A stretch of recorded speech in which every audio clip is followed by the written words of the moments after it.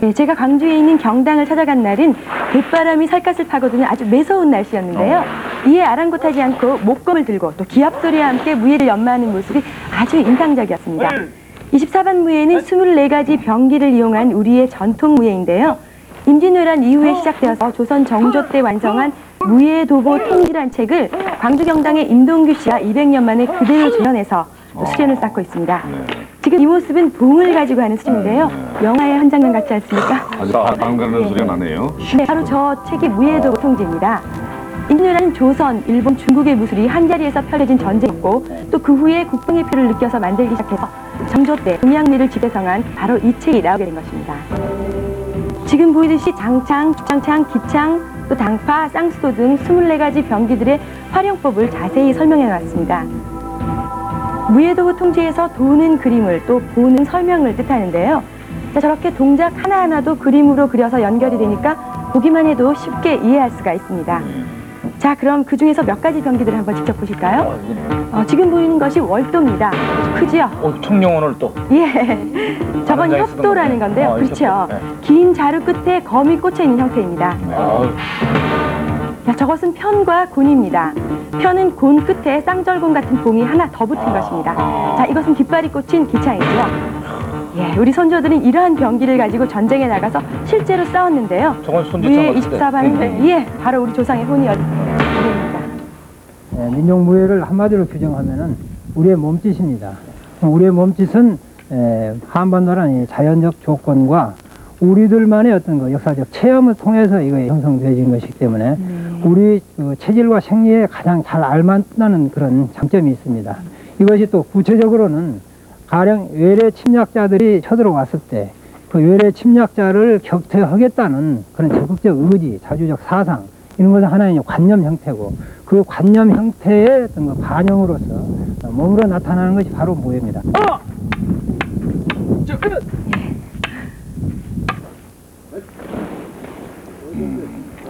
저 누구예요? 이 칼이 24반 무예의 대표적인 예도라는 검인데요. 이 칼날 부분이 석자세치, 그러니까 정확히 1m고요. 자루 부분이 한자라고 합니다. 그리고 무게는 한금반, 그러니까 1kg이 조금 못 되는 무게죠. 나무로 만든 거긴 하지만 이 검을 쥐고 있으니까 기분이 좀 묘한데요. 저 검들이 우리 임동규 선생님이 직접 만드신 겁니다. 저걸 잡으니까 함부로 휘둘 수 없는 그런 의젓함이 좀 느껴지더라고요. 잡을 때 느낌이 어땠어요? 제가 처음 시작할 때는 이 새로운 민족 무예를 시작한다는 의미 때문에요. 그 민족이라는 의미 때문에 자랑스러웠고요. 딱 잡으니까 뭐라 그럴까요? 한 번도 맛보지 못한 어떤 그 마음의 새로운 그런 곳에 들어선 느낌들 뭐 이런 것들을 느꼈습니다. 자, 그럼 예도의 기본 동작을 한번 살펴볼까요? 자, 팔을 뽑고요. 맞으면 상대를 쫙. 예, 저건 들어치기 동작입니다. 머리가. 이번에는 어깨를 치고요. 목과 어깨. 매서운의 팔꿈치. 날개치기. 손목. 예, 각 동작들마다 상대의 신체를 겨누는 부분이 있다고 합니다. 중국의 무술은 화려하지만 검이 짧아서 그 위력이 떨어지고요. 일본의 무도는 몸이 아닌 칼이 중심으로 칼 속에 몸을 숨기는 꼴에 전진과 후진만 있을 뿐입니다. 그런데 이에 비해서 우리의 검술은 몸이 중심인데다가 전후좌우로 종횡무진이라는 점에서 두 나라의 무술을 능가하는 실전적인 무예라고 합니다. 그래도 저런 훌륭한 검술이 있었네. 예. 저렇게 기본 동작을 연결하면 날렵하고 예리한 동작이 됩니다. 이 발전된 동작에서는 보법이 가장 중요한데요. 발을 한번 잘 보세요. 전진과 후퇴를 적절히 반복해서 움직이고 있습니다. 이 동작들에는요, 솥을 드는 모양, 또 표범의 머리를 치는 모양, 구렁이 모양, 수레를 미는 모양 등 각 동작마다 이름이 붙여져 있습니다. 자, 저 동작들에서 아주 힘이 느껴지죠? 예, 그런데 이 월돈이, 협돈이 하는 200년 전의 무기를 사용해서 현대인들이 수련을 하는 게 왜일까? 그 의미가 무엇일까 하고 좀 궁금해서 여쭤봤는데요. 예를 들면 우리가 하나의 무예인으로서 이제 내 몸 하나를 지키기 위해서는 신술 하나면 된다 이거예요. 맨손으로.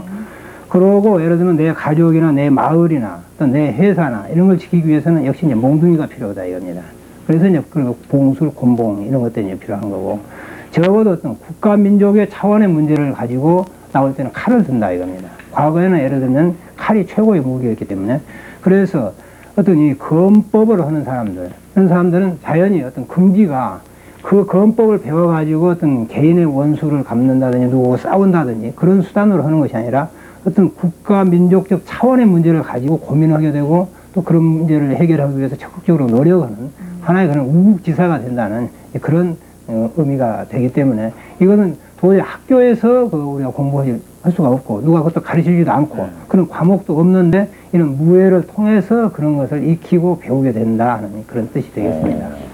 그래서 그 수련하는 분들 눈빛이 그렇게 초롱초롱해 보이군요. 그렇죠. 전무선. 인사하세요. 어떻습니까? 이 활쏘기는요, 무관뿐만 아니라 문관까지도 함께 수련했던 우리의 보편적인 무예였다고 합니다. 다시 말해서 우리 민족의 특기라고 할 수 있겠죠. 그래서 무예 도보 통지 24반에는 새로 포함시킬 필요가 없었다고 하는데요. 저도 활 한번 쏴보겠습니다. 자, 문무를 겸한 문혜정 리포터의 허정 씨. 네. 네. 알라봤습니다. 어디로 간지 모르죠? 맞췄습니다. 그런데 제가 다른 아닙니다. 사람이었죠? 예, 그렇죠? 선생님이었습니다. 예, 우리 민족을 동이민족이라고 하는데요. 이것은 활을 잘 쏘는 민족이라는 뜻이 있다고 합니다. 예, 검으로 시작해서 또 검으로 완성되는 이 무예 24반에도 맨손으로 싸우는 권법이 있습니다. 이 권법을 자유자재로 쓸 수 있게 되는 것을 채술이라고 하는데요. 이 채술에 능한 사람이 병기를 이용한 무술에서도 앞설 수 있다고 합니다. 예, 맨주먹에서 검, 창, 봉, 활까지 경당에서는 전래되는 우리 고유의 전통 무예를 그대로 연마하고 있습니다. 이렇게 해서 24반 무예의 완성된 형태가 나타나는 것입니다. 이것은 제도검이라는 무예인데요. 나비가 날듯이 몸이 아주 가벼워지고 또 힘과 화려함이 느껴지는 경지입니다. 이런 무예의 최고의 경지를 의제 검선의 경지라고 하는데요. 마음이 있는 곳에 칼이 먼저 가 있다는 뜻이랍니다. 무예 24반을 연마하면 저렇게 집중력과 고도의 통제력을 가지게 되는데요. 이 집중력을 통해서 머리까지 좋아지는 무술이라고 합니다. 이 무예 24반을 연마하시면서 예. 어떤 점이 가장 자기에게 도움이 되세요? 우선 건강해지는 게 제일 좋고요. 그리고 다른 여타의 무예나 그 운동이나 다 마찬가지일 거라 생각합니다. 다만 특징이 있다면은 우리 것이고 우리 국방을 우리 그 국민과 재산을 지켜왔던 국방무예를 저희들이 연마한다는 것, 그리고 그것이 우리 것이고 앞으로 계속 발전돼야 할 바로 우리의 것을 제가 하고 있다는 데 큰 자부심을 느끼고 남에게 항상 당당할 수 있다는 거죠. 육체적으로나 정신적으로나 좀 많이 내 스스로 생각해도 커진다고 하죠. 우리말로 어른이 된다고 하죠. 예. 많은 어른이 되는데 가장 결정적인 역할을 2, 3년간 가장 결정적인 역할을 했던 게 이 경당이지 않는가 생각됩니다. 이렇게 새벽 찬 공기를 가르면서 아침을 달리는 젊은이들은 곧 사범이 되는 훈련을 받고 있는 학생들입니다. 무술 연마도 하고요. 자, 그것과 병행해서 한문으로 된 무예도보 통지를 임동규 선생님과 함께 공부를 하고 있습니다.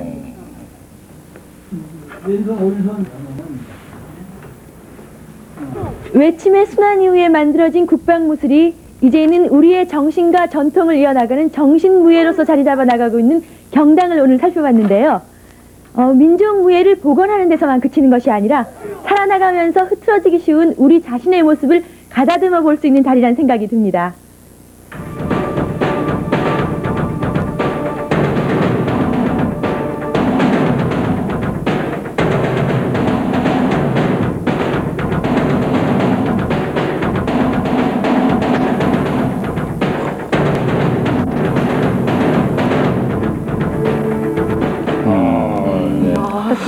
역시 참 그 감동스러운 건 우리에게 있어서 저렇게 참 보석처럼 귀한 그 전통 무예가 있었는데 저게 저렇게 뒤늦게 한 분에 의해서 발굴이 됐다는 게 우선 감사하고요. 옛말에 문무겸전이라는 말이 있지 않습니까? 역시 그 사람이 일평생을 사는데 문에도 강해야 되지만 무에도 강해야 되겠다 이런 생각이 들어 제가 그냥 어깨에 힘이 탁 들어가는 게 예, 저 선생님 말씀으로는 저 무예 24반이라는 게 우리의 자주정신이 몸으로 표출된 것이다 있죠. 이렇게 말씀을 하셨고요. 또 배우는 그 사범 후보생들 자신이 커지는 걸 느낀다라고 할 때 우리의 그 뿌리를 찾고 또 우리 무의 줄기를 찾는 게 얼마나 중요한 것인가 하는 생각하시면 저도 지금 막 커지는 것 같아요. 약간 문혜정 씨가 칼을 탁 들었는데 초보온 게 어떻게 나타나냐면 딱 칼끝이 흔들려. 너무 흔들리면 안 돼. 무거웠어요. 그러니까 흔들리면 안 돼. 칼을 자유자재로 쓸 수 있어야 돼. 이거 무겁다고 느끼면 이거는 안 되는 거예요. 네. 해보셨어요? 그럼요. 건바셨지 참. 강석 씨의 또 풍월에 대해서는 그 일가견이 있습니다.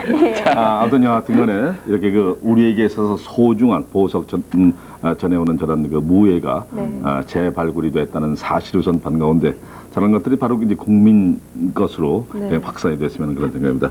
우리 문혜정 씨 아주 좋은 것, 귀한 것 소개해 주셨습니다. 고맙습니다. 수고하셨습니다. 고맙습니다. 생방송으로 진행되고 있는 태요 특집 출발 새 아침 7시 26분 맞고 있습니다.